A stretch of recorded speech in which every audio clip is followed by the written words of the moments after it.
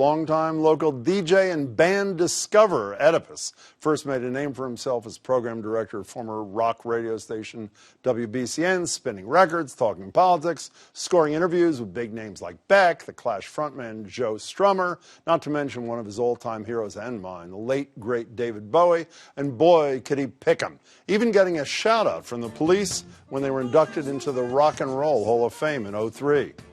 There's a gentleman here by the name of Oedipus who played Roxanne, and without him we may never have gotten started. Oh, my God. And as you might expect from the man who brought us the Police, his take on Christmas music is a little different, too. No Silent Night or Winter Wonderland or Dominic the Donkey. I love that one. He'll take to the airwaves to share 6 hours of his personal favorites, as he has for the past couple of decades. He'll once again be doing it right here in this building on 89.7 WGBH Radio. The show's called Christmas Eve with Oedipus. I wouldn't miss it. The man behind it joins me now. Oedipus, it's great to see you. So punk rock, introducing punk rock to America, running probably the greatest rock station in the history of America, doing first interviews, the Ramones, Talking Heads, whatever, to playing Christmas songs on Christmas Eve. That's not a straight line, is it? How'd that come about? It's not exactly a straight line, but no one wanted to be on Christmas Eve, and I love being on the radio. Mm-hmm. And I discovered that the Christmas songs, there had to be better Christmas songs. So I started doing research, and it turns out that Christmas itself is not exclusively a Christian holiday. It was sort of co-opted by the Catholic Church. It began as a rebel holiday. Mm-hmm. So it really fell into line with the punk rocker because it was a complete celebration. It was a bacchanalia. It was Mardi Gras meets Halloween. Well, Bacchanalia is sort of your middle name, I think, so it fit. I used to listen too. But for those who haven't done this thing before, as I said, it's virtually nothing traditional. Every year I listen to a ton of stuff I've never heard before. Give us a sense of what do you play and where do these songs come from? It's not all Christmas songs as such, right? Not completely, but if they sound like Christmas, or if the philosophy is peace, love, and understanding. So you will hear Elvis Costello. What's so funny about peace, love, and understanding? Because each time I feel it slipping away, I love that song. This is Christmas, and Christmas is a tradition, but it should have a feeling of tradition. But there's a lot of great karaoke singers out there. But I just don't want another karaoke version of White Christmas. So I want something original. Okay, so speaking of original, you know, a lot of people who do what you do, and my guess is this was the way at BCN, you know, they have people in the studio, they're friends, they're this, they're on the internet, they're whatever. Well, maybe not the internet at BCN days. Describe to us, what's the scene for those 6 hours that you're in the studio right down the hall from here?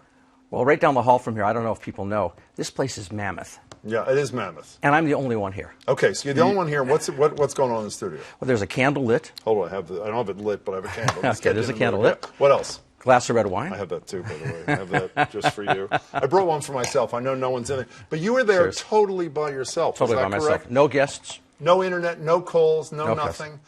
And I play it very loud because I only hear this music once a year. And I dance around the studio and I sing along to the songs. And I create the show as it feels, as it flows. I wait for the snows to come, and then when it starts to snow, we play certain songs for snow. I mean, even though you don't take calls and that sort of thing, I'm sure in the intervening 364 days, you get a sense of what people are doing while they're listening. I assume you do, yes? Absolutely. So give us some sense of the variety of what listeners are doing on Christmas Eve listening to Oedipus. Well, it's a variety of things. Some people are driving to the Cape. They're driving up Route 95. There's other people that have parties. There's a woman who reads her Dickens to the show every year. Is that true? Absolutely. That's great. People cook. People wrap presents. There's all kinds of traditions. It's become a tradition because I've been doing this for over 30 years. You started this at BCN. Yes. Then took it to FNX, right? Yes. And then you brought it here a couple of years ago. Radio BDC for oh, right, of course. Right, and then here. And so, this is my 4th year here. What do you get out of it? What's this do for you? I mean, Christmas Eve, what does this do for you? It's a passion. I love it. I love Boston during Christmas. I love the spirit in the air, the chill in the air. People are friendlier in Boston during Christmas. Well, you know, it's funny. Boston loves you, too. I have a lot of things under here, by the way. Oh, this one's here. Are you aware of the fact that Mayor Marty Walsh has done, I have a proclamation right here, thank you, declaring Christmas Eve with Oedipus Day in the city of Boston on December 24th. You aware of that? Yes. Take this home with you. It's from him to you, through me. This is like It's such an honor. It's unbelievable. I mean, you do something. Do you mean that? I hope you No, mean I do. that. I mean, you Okay, do. fine. You do something that you do strictly for a passion. It's my passion. And then you get recognized for it. I mean, this is like, blew my mind. When I was told I had this, it blew my mind. So if you're the only one in the building on Christmas Eve, and it's Right. probably true, and the place is huge, by the way, as everybody knows, because we have everything from Frontline to Nova to Boston Public Radio. Do you go in other studios and just take stuff from people? What do you do before they get it? Well, my card key only works in certain that's studios, what so he I said. can... You know, what do you think of music on the... I mean, for those who are too young for this, I wasn't being hyperbolic before. Right. I think most people, whether they're in a band or they're a listener, would say the greatest rock station in the history of rock stations in America was yours, WBCN, right here. Charles Laquadera was here a couple of months ago. I mean, I think he was just celebrating his 80th birthday. I just saw him in Maui. Or so, did he? Well, that's where he spends most of his time. What do you think of music on the radio in 2018? Well, radio's totally changed. When we did radio, it was the internet. Now it's totally different now. And it's all corporately controlled. Do you hate it? Unless, I like college radio. There's still great college radio out there. We have great, the MIT radio station, the Emerson radio station. I mean, some really good college radio stations. You also, the Oedipus project is essentially your variation on a theme, and that's where you introduce a lot of new music to people, yes? It's just my website. It's another labor of love, just a passion.